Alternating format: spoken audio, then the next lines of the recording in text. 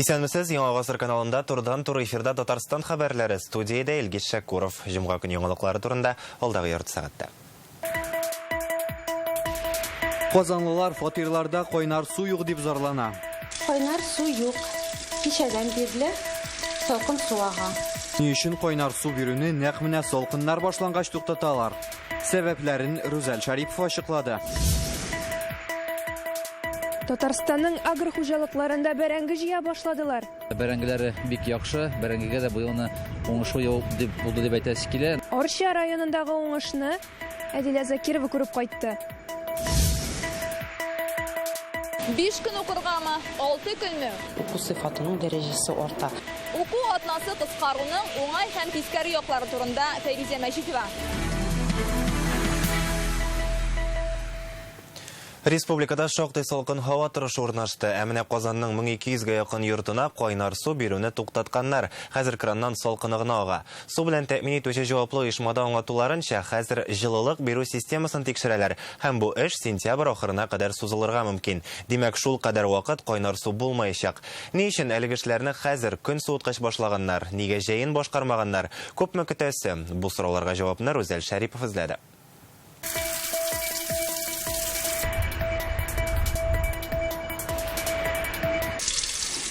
Кайнар су юк. Кичәдән бирле салкын су ага.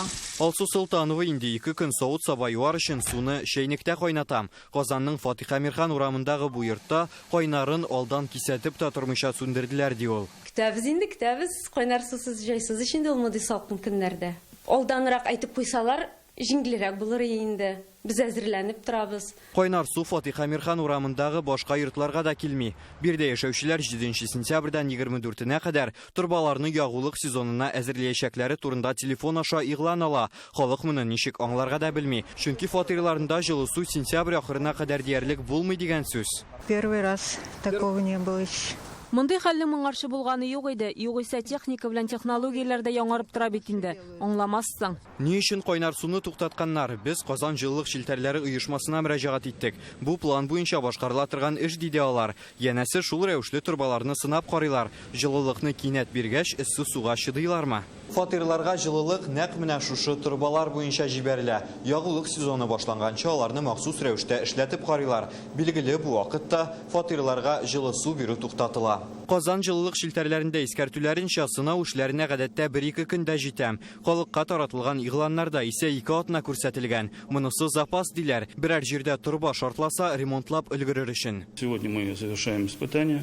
Бүгенгә Казанның 1184 йортына кайнар су бирү туктатылган. Сынау эшләренең беренче өлеше инде тәмамланып килә. Бүген исә идарәче оешмалар белән берлектә җылы су бирә башларга җыенабыз. Әлегә кайнар су Казанның Яңа Савин, Киров, Мәскәү авиатөзелеш районнарында юк. 13-14 сентябрьдә Чират, Идел буе, Совет, Вахит районнарына җитәчәк. Татарстанның төзелеш министрлыгында эш озакка сузылырга тиеш түгел дип ышандыралар. Чөнки республика оешмаларының 99% ягулык сезонына инде әзер. Котельнялар, социаль объектлар әзерләнеп бетте дисәк тә була, күп калмады инде аларны әзерләп бетергә.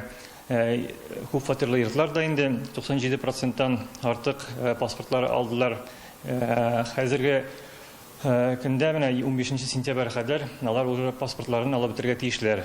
Күп фатирлы йортлар инде. Татарстанда 5 көн дәвамында һава торышы 8 градустан да түбән торса, йортларга җылылык бирә башлаячаклар. Ләкин республиканың аерым районнары ягулык сезонын мөстәкыйль рәвештә иртәрәк тә башлый ала. Рүзәл Шарипов, Олег Мыльников, Яңа Гасыр каналы. Казанның Киров һәм Мәскәү районнарында яшәүчеләрдән гомумән сабырлык сорала. Аларда 4 көнгә газны да өзәчәкләр әле. Казан Горгаз оешмасында шул турда хәбәр иттеләр. Бу яңа юл төзегән вакытта Фрунзе урамындагы газ үткәргечне күчерү белән бәйле. Зәңгәр ягулык бирүне 12 сентябрьдә иртәнге 4-тә туктатачаклар. 16 сентябрьдә эшләрне төгәлләгәч, кабат тоташтырабыз дип ышандыралар. Фатир хуҗаларына газ краннарын ябарга кирәк булачак. Зәңгәр ягулык бирелгәч, бүлмәләрне җилләтү һәм төтен чыгу каналындагы тарту көчен тикшерү мөһим. 4 көн газ бирелми торачак йортлар исемләгән Казан мэриясе сайтыннан карарга мөмкин. Әлегә синоптиклар жылы вәгъдә итми, бүген төнлә һәм иртәгә иртә нурны белән кырау төшәргә мөмкин. Шимбә болытлы булачак, кыска вакытлы яңгырлар яварга мөмкин. Якшәмбе һава температурасы 16 градуска кадәр күтәреләчәк. Белгечләр бакчачыларга уңышны кыраудан сакларга кирәклеген искәртә. Көзен фатирларда да салкынча. Гадәттән тыш хәлләр министрлыгы хезмәткәрләре бүлмәләрне жылытканда сак булырга, төзек мичләрдән генә файдаланырга, электр челтәрләренә зур көчәнеш ясамаска киңәш итә. Иртәгә республикада көзге ярминкәләр башлана. Алар ел ахырына кадәр дәвам итәчәк. Башкалада авыл хуҗалыгы продукциясен 15 урында сатып алып булачак. Сәүдә иртәнге 6-да башлана. Бу атнада продукцияны 22 район җитештерүчеләре алып килә. Шулай ук Татарстанның кошчылык фабрикалары, Майский яшелчә комбинаты, Татпотребсоюз сату итәчәк. Яшелчә, ит, сөт ризыклары, шулай ук салам, печән, утын, ашлык сатып алырга мөмкин. Бәрәңгенең килограммын 18 сумнан сатарга киңәш ителә. Татарстанда бәрәңге ала башладылар. Бу эшкә беренчеләрдән булып Арча районының Кырлай агрофирмасында керешәләр. Быел әлеге хуҗалыкта аны 1200 гектарда утыртканнар. Яңа җыеп алынган 40 тонна бәрәңгене иртәгә Казанга көзге ярминкәгә алып киләчәкләр. Быел республикада бөртеклеләрдән рекордлы 5 миллион тоннадан артык уңыш җыеп алдылар. Ә бәрәңгенеке ничек булачак? Моның белән Әдилә Закирова кызыксынды.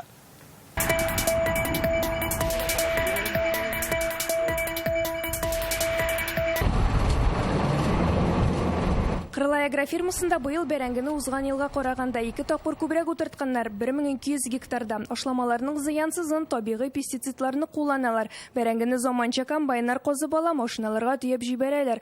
Бу басудан гектарынан уртача 500 центнер бәрәңге җыеп алырга өметләнәләр. Бу бәрәңгегә үзебезнең покупательләр бар инде, күптәнге элеккегә көндәлек алган бәрәңгене алып китеп баралар.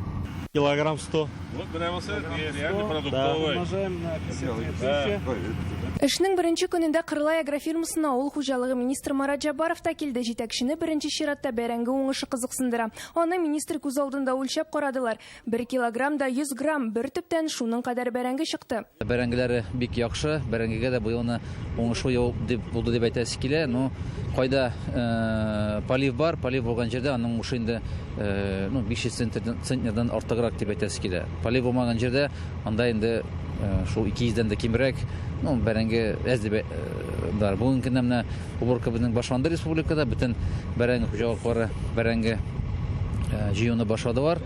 Шул бәрәңгене дә җыеп алсак, ала бирсә, әле кырда эш күп. Кырлай агрофирмасында 8 сорт бәрәңге үстерәләр. Сатып алучылар гала дигәненә өстенлек бирә икән. 1000 гектарда үстерелгән бәрәңге сатуга җибәреләчәк, 200 гектар мәйдандагысы орлыкка калдырыла. Беренче көнне җыеп алынган икенче икмәкнең 40 тоннасын көзге ярминкә өчен әзерләп куйганнар. Иртәгә аны Казанга алып киләчәкләр. Бәрәңгене бөтен азык-төлек продукциясында без инде кеше өчен дип үстерәбез. Кешегә ниндидер посредник аша, ни аша китмичә, әйбәт бәядән, шун дөрес бәядән китсен дип иткән әйберләребез инде безнең кешебезнең бәрәңге белән тәэмин булырга тиеш. Быел республикада бәрәңгене барлыгы 4600 гектарда утыртканнар. Аны җыеп алуга Татарстанның 22 районында керештеләр. Арча районыннан Әдилә Закирова, Данил Филатов, Яңа Гасыр каналы. 1 сентябрьдән Түбән Каманың барлык мәктәпләрендә дә башлангыч сыйныфлар атнага 5 көн укый башлады. Ә моңарчы уку атнасын тәҗрибә рәвешендә 17 мәктәптә кыскарткан булалар. Бу яңалык буенча җәмәгатьчелек шактый актив рәвештә фикер алыша. Өстәмә ял көнен монда әти-әниләр теләген исәпкә алып кертәләр. Әлбәттә, мәсьәлә ике яклы. Өстәмә ял яхшы да бит. Ә шимбә укылган дәресләрне хәзер кая куялар? Сорауга җавапны Фәйрүзә Мәҗитова эзләде. Түбән Каманың Бакый Урманчы исемендәге 2нче гимназиясендә башлангыч сыйныфлар беренчеләрдән булып атнасына 5 көн укуга күчкән. Безнең өчен бик яхшы булды бу. Без бу 5 көнлеккә күчкәнебезгә бик шат. Программаны без тулысы белән үтеп бетерә алабыз. Программалар шулай төзелде. Балалар хәзер шимбә көне түгәрәкләргә рәхәтләнеп йөри, дәрес әзерләргә дә күбрәк вакыт кала диләр. Миңа бик ошый. Без гаилә белән бик күп вакыт үткәрәбез. Гаилә белән йөрергә ярый. Авылга кайтып килергә ярый. Без Түбән Камада мәктәп директорлары белән дә, мәгариф идарәсе җитәкчелеге белән дә аралаштык. Иң кызыгы шул, 5 көнлек укуга күчүнең белемгә ничек тәэсир ясаячагы турында әлегә беркем дә тирәнтен уйланмый дигән фикер калды. 5 көнлек уку программасы буенча укытабыз, чөнки балаларга күбрәк әти-әниләре белән аралашу, ял итү, уен җитеп бетми бүгенге көндә. Гимназиядә 1000-нән артык бала укый, аларның яртысы башлангыч сыйныфлар. Моңарчы шимбә көнне 3 дәрес була: физкультура, рус әдәбияты, татар әдәбияты. Хәзер физкультураны гомумән укымыйлар. Рус әдәбияты белән татар әдәбиятын дәрестән тыш чаралар хисабына укыталар. Белгечләр әйтүенчә, дәрестән тыш чаралар ирекле булып кала. 5 көнлеккә күчүнең нинди авырлыклары бар? Ул туган телләр өчен авырлык. Бу вакытта татар теле предметы, мәсәлән, татар телен алсак инде безнең телне, аның сәгатьләре саны кими. Димәк, 5 көнлек уку атнасына күчәргәме, юкмы дигән сорауга җавап эзләгәндә, әти-әниләр туган тел дәресләре кыскаруны да исәпкә алырга тиеш булып чыга. Кирәк, нык кирәк. Туган тел кирәк. Уку атнасын кыскарткач, закон буенча мәктәпләр уку программасында 3 дәресне кыскартырга хокуклы. Өлкән сыйныфларда шимбә көнне 3 дәрес кенә укымыйлар. 3 сәгать кыскарса, Койсыдыр фәнне кыскайтырга туры килә. Менә инде бу бик зур сорау. Шуңа күрә монда бик акыллы итеп, бик читрикле итеп бу мәсьәләне карарга кирәк төрле яктан. 5 көн укыргамы, 6 көнме һәр мәктәп үзе хәл итә диләр Мәгариф министрлыгында. Монда әти-әниләрнең теләге һәм мәктәпнең мөмкинлекләре исәпкә алына. Таяк 2 яклы, бер яктан 2 ял булса, икенче яктан күп кенә мәктәпләр 2 сменада эшләргә мәҗбүр. Әйтик, 5 көнлеккә күчкәндә 6 сәгать урынына 7 сәгать укырга туры килә. Бу исә балаларга дәрес әзерләргә дә күбрәк вакыт кирәк һәм йөкләмә дә арта дигән сүз. Шуңа да карамастан, Казанда дистәләгән мәктәп 5 көнлек укуга күчкән инде. Монда сүз башлангычлар турында гына бармый. Әти-әниләр арасында бу яңалыкка каршы килүчеләр дә бар. Безнең күп әти-әниләр киресенчә бу режимда калырга дип сорыйлар. Шуңа күрә монда әйтергә гомумән ярамый, что бөтен әти-әниләр сорый 5нче көн режимына күчәргә. Монда шутларга кирәк, карарга кирәк, фикерләшергә кирәк, и уңай юлын һәр мәктәпкә үзенә табырга кирәк. Шунсы көн кебек ачык. 5 көнлек укуга күчкәч, ул бер яктан шимбәне бушату, икенчедән дәресләр саны кыскару дигән сүз. Кайсы дәрес кыскарыр? Бу туган тел булмасмы? Фирүзә Мәҗитова, Гөлнара Миңнеханова, Александр Лихачев, Рәмзил Гарипов, Яңа Гасыр каналы. 12 сентябрьдән Казанда коронавирусқа һәм гриппка каршы прививканы кабат метро станцияләре янында ясатып булачак. Мобиль пунктлар Җиңү проспекты, Кәҗә бистәсе, Яшьлек һәм авиатөзелеш тукталышлары янында ачыла. Аларда Спутник V һәм Совик-грипп вакциналарын алырга мөмкин. Ковидка каршы прививканы яңа ысул белән борын куышлыгына сиптереп тә ясатырга була. Мобиль пунктлар көн саен иртәнге 10-нан кичке 7-гә кадәр эшләячәк, көндезге 1-дән 2-гә кадәр төшке ял. Прививка кадатырга паспорт, СНИЛС һәм медицина полисы белән килергә кирәк. Эшмәкәрләр чүп-чар чыгарган өчен кыйммәт түли, полигоннар тулып килә, аерып җыярга ашыкмыйлар. Бүген Татарстанның муниципаль берәмлекләр советы утырышында чүп-чар реформасы турында сөйләштеләр. Ул 2019 елда башланган иде. 3 ел эчендә шактый проблема җыелган. Очрашу Татарстан президенты хакимияте җитәкчесе Әсгать Сәфәров җитәкчелегендә узды. Монда төбәк операторлары, район башлыклары, төзелеш министрлыгы вәкилләре чакырылы иде. Булган мәсьәләләрне ничек хәл итәргә җыеналар? Тулырак Чулпан Касыймова. К основным проблемам, которые волнуют наших граждан, следует отнести несвоевременный вывоз отходов, содержание в ненадлежащем состоянии контейнерных площадок, замена и ремонт мусорных контейнеров, тарифообразование. Республикада реформа башланып 3 ел узса да, чүп-чар җыю тулысынча җайга салынмаган. Ел башыннан халык контроле порталына 600-гә якын мөрәҗәгать килгән. Күпчелек чүп-чарны вакытында чыгармыйлар дип зарлана. Алар Казан, Яршалы, Әлмәт һәм Лаеш районнарында аеруча күп. Шулай ук нормативлар буенча түләү белән дә бик күпләр килешми. Бүген бу турыда Яршалы мэры Наил Мәгъдиев сөйләде. Когда будет нормальная нормативка? Сәүдә оешмалары чүп-чар чыгарган өчен 10 тапкыр артыграк түли башлады. Мисал өчен реформага кадәр 1 700 000 түләсәләр, хәзер 8 700 000 түләүче оешма бар. Монда дөрестлек бармы? Кече һәм урта эшмәкәрләрнең бурычлары җыела, без аларга ярдәм итәргә кирәк дип сөйләшәбез. Она не из Татарстана вообще.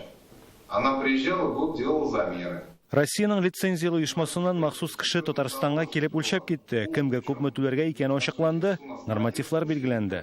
Какая-то фирма лицензированная увидела, вернее провела аудит. Нормативларны билгеләгән икән, бу бит әле аны үзгәртеп булмый дигән сүз түгелдер. Тормыш күрсәткәнчә, бездә чүп-чар күләме нормативтан нык аерыла. Без моны сезгә исбат итә алабыз. Попробуем через, на примере Челнов отсудиться. Также мы, и как многие субъекты, столкнулись с проблемой. Башка төбәкләрдәге кебек бездә нормативлар буенча проблемага юлгабыз. Аларны үзгәртү буенча кайдадыр суд эшләре бара.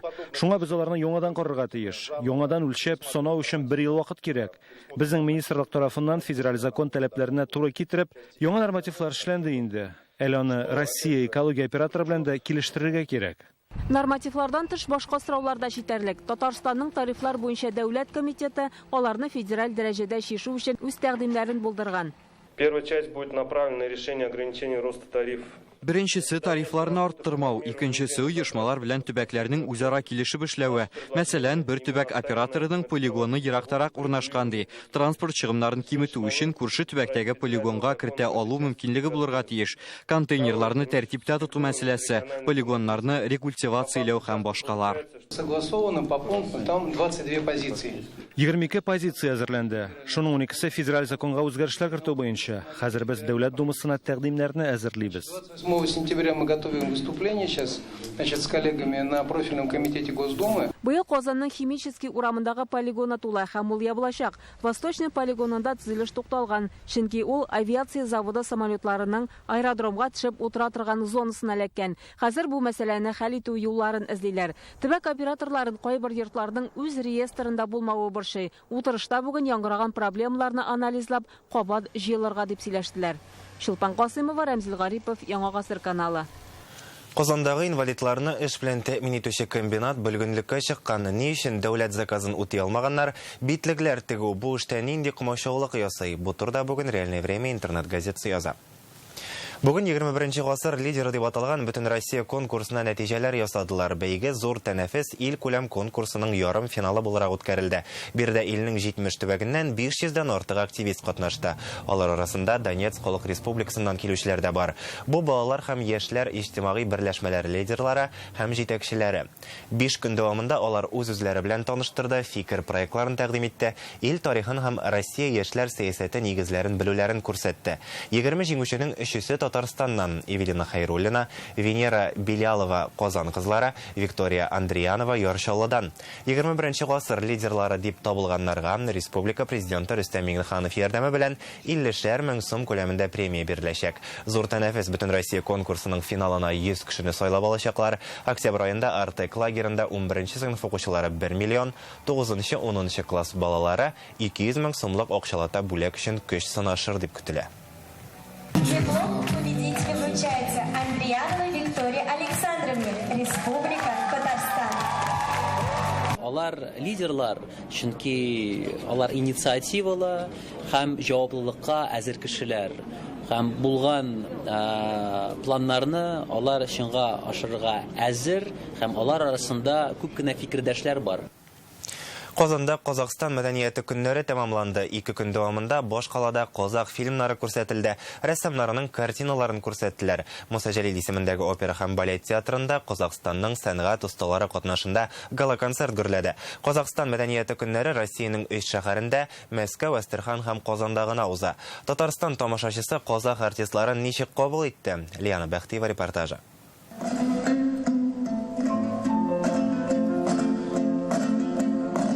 Казахстанның атказанган артисты Айгүл Улкенбаева Казанда беренче тапкыр тамашачы каршында ул дамбрада чыгыш ясый. Бу уен коралы казак мәдәниятенең аерылгысыз өлеше ди ул. Хәзер дамбрада уйнау осталыгына Татарстан студентларын да өйрәтәләр. Безнең Казахстанга балдарды укуга җибәреп жатканлыгын естигән. Татарстан студентларын Казахстанга укырга җибәргәннәрен Казан консерваториясендә домбрада уйнарга өйрәтү өчен сыйныф ачарга планлаштырганнарын белгәч, шатландым. Милли уен коралында уйный белүчеләр мәдәни мираска зур өлеш кертә.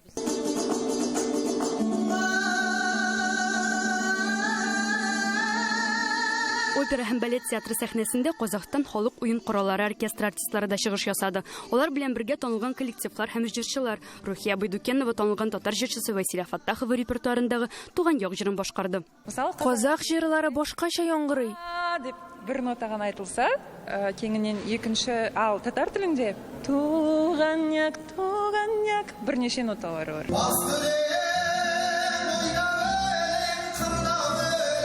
Татарлар һәм казахлар тугандаш халыклар, аларның теле, гореф, гадәтләре, мәдәнияте охшаш. Бүгенге көндә Казахстанда 200 меңнән артык татар, Татарстанда 2000-гә якын казах яши. Татарстан белән Казахстан республикалары арасында яхшы достана мөнәсәбәтләр урнаштырылган. Россия белән дә шулай ук. Казахский и татарский народы имеют общую культуру. Казахстан белән Татарстан арасындагы хезмәттәшлек елдан-ел ныгый. Уңышлы тормышка ашырыла торган зур икътисади проектларыбыз да бар. Театр фойесында Казахстан рәссамнарының картиналары белән танышырга мөмкин иде. Күргәзмә Алабуга дәүләт тарихи архитектура һәм сәнгать музей тыюлыгы фондларында сакланган иҗат эшләреннән оештырылган. Безгә шәһәргә килүче һәр рәссам бер темага эшләрен ясый. Монда күрергә була йолаларга багышланган темаларны, шулай ук халык, шулай ук туйларга багышланган темаларны шушы эшләрдә күрергә була. Казахстан мәдәнияте белән якынрак танышырга татарстанлылар гына түгел, башка төбәкләрдән дә кунаклар килгән. Зур сәнгатькәрләрнең бик матур эшләрен күрәбез һәм бу халкының үткәнен, тарихын, бүгенгесен күреп, аның чын мәгънәсендә рәсем сәнгатенең дә бик югары дәрәҗәдә икәнен аңладык. Казахстан мәдәнияте көннәре Мәскәүдә тәмамлана. 13 сентябрьдә Россия башкаласында да әлеге илнең сәнгать осталары катнашында гала-концерт узачак. Леонид Вахтиева, Олег Мельников, Яңа гасыр каналы. Казанда танылган җырчы милләттәшебез Ринат Ибраһимовны искә алдылар. Хәтер кичәсе милли китапханәдә узды. Аның турындагы хатирәләрне яңартырга тамашачысы, хезмәттәшләре, дуслары һәм гаиләсе килгән иде. Җырчының шәхси әйберләреннән торган күргәзмә ачылды. Сәхнәдән популяр җырлары яңгырады. Ул төшкән фильмнардан үзекләр күрсәттеләр. Сәхнәдә Ринат Ибраһимов танылган җырчыны искә алу кичәсе аның җырлары белән башланып китте. Бәрхет тавышы тамашачының күңел түренә үтеп керә. Җырчы исән, популяр әсәрләрен үзе башкарадыр кебек. Ринат Ибраһимовны искә алырга тугры тамашачысы, хезмәттәшләре, дуслары, якыннары килгән. Залда хатыны Светлана да бар. Кичәдә танылган шәхес турында истәлекләр белән дә уртаклаштылар. Милләтнең милләт первары, ул безнең йөзек кашы милләтнең. Ринат Ибраһимов Львов шәһәрендә хәрби гаиләсендә туа. Бала чагында ук ачылган җырлау сәләте аны башта музыка мәктәбенә, аннан Казан консерваториясенә алып килә. Бу уку йортын 1973 елда тәмамлый, ә инде 74-тә яшь җырчы эстрада артистларының 5-нче Бөтенсоюз конкурсы лауреаты була. Тагын бер елдан уздырылган Кызыл кәнәфер конкурсы аңа ил күләм танылу алып килә. Ул төп премияны ала. Ринат Ибраһимов башкаруындагы татар җырларын бөтен СССР ишетте. Ринат Ибраһимов 5 телдә татарча, русча, инглизчә, итальянча, кытайча җырлый белгән. Төрле милләт тамашачысының күңелен яулый. РСФСРның, Татарстанның, Кыргызстанның, Карачай-Черкес һәм Каракалпак республикаларының халык артисты, Молдавиянең сәнгать остасы исемнәренә һәм Тукай премиясенә лаек була. Хәтер кичәсендә иҗатташ дуслары Ринат Ибраһимов репертуарындагы җырларны башкарды.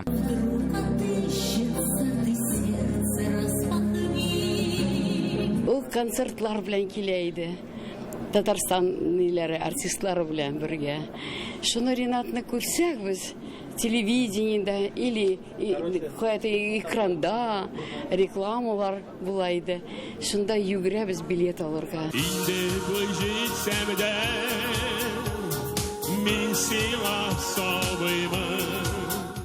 Ринат Ибраһимовның йөзләгән җыры 20-дән артык дискка тупланган. Хәтер кичәсендә алардан махсус күргәзмә оештырылган. Бирдә җырчының шәхси фотолары, җыентыклары, үзе иҗат иткән картиналар да бар. Ул профессиональ рәссам булып уку тәмамлаган һәм бик ярата иде бу һөнәрне. Гадел, акыллы, дини һәм бик яхшы кеше иде, якты кеше иде. Ринат Ибраһимов киң кырлы сәләткә ия шәхес иде. Ул композитор, продюсер, кино режиссеры һәм актер да. Италия контракты, хәрби кыр романсы, яңадан туу фильмнарында төшкән. Артист халыкка 40 музыкаль җыентык режиссеры буларак та таныш. Если вы уверены в том, что вы делаете правильно, что Allah will not trust us, то не обращайте внимания.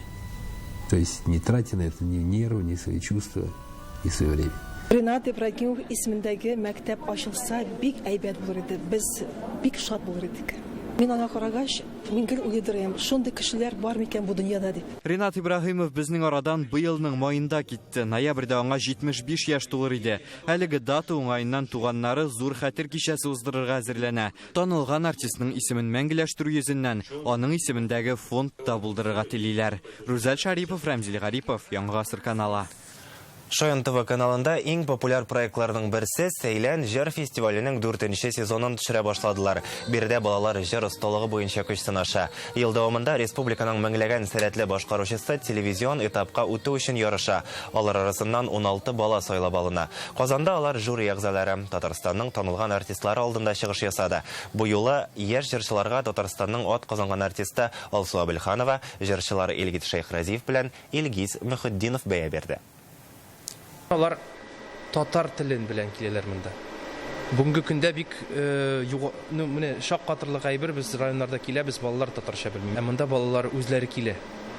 Татарча белеп, хәле нинди җырлар, Әлфия апаның җырлары, Илхам абый җырлары, бүгенге ретро Реза апа Ахиярова, Венера хатының җырларын җырлап киләләр. Әлбәттә, ул безгә май булып ята ирек. Талантлар шул хәтле күп. Һәм алар шул хәтле ачык балалар алар шул хәтле әзер булып киләләр. Алар шундый якты һәм безгә менә шушы аларның энергиялары шулай күчә. Бүгенгә шундый яңалыклар иде, сезнең белән саубуллашабыз, исән-имин булыйк.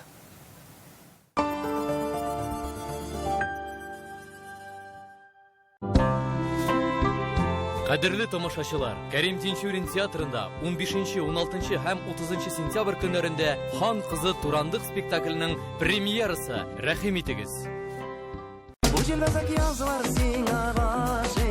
Ниһаять, сезнең төбәктә Айдар Галимов. Юбилей тур 24 сентябрь Мәскәү космос концертлар залы. Шулай ук шәһәрләр Чиләбе, Екатеринбург, Оренбург билетлар сатуда. Казанский цирк представляет впервые в Казани цирковой мюзикл «Аладдин». Количество спектаклей ограничено. 9 һәм 10 сентябрьдә Казан ярминкәсендә мусульман мәдәният күргәзмәсе, товарлар, кием, мусульман әдәбияты һәм хәләл азык-төлек, мусульман мода күрсәтмәсе, лекциялар. Габделфәт Сафин юбилей концертлары 29 октябрь Әлмәт, 18 ноябрь Уфа, 28 Түбән Кама, 7 декабрь Казан Пирамида, 5 гыйнвар Уфа, 7 Стәрлетама, 9-10 февраль Чаллы, 23 февраль Мәскәү, 5 март Казан Пирамида. Габделфәт Сафин.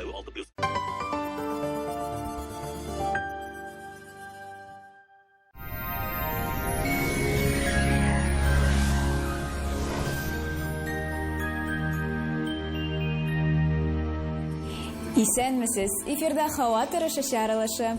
Яндекс погода мәгълүматы буенча, көньяк көнчыгыш Бөгелмә, Баулы, Азнакайда салкын, уртача 11 градуска кадәр. Төньяк көнчыгыш Түбән Кама, Ярчаллы, Алабугада алмашынучан болытлы һава 12 градуска кадәр.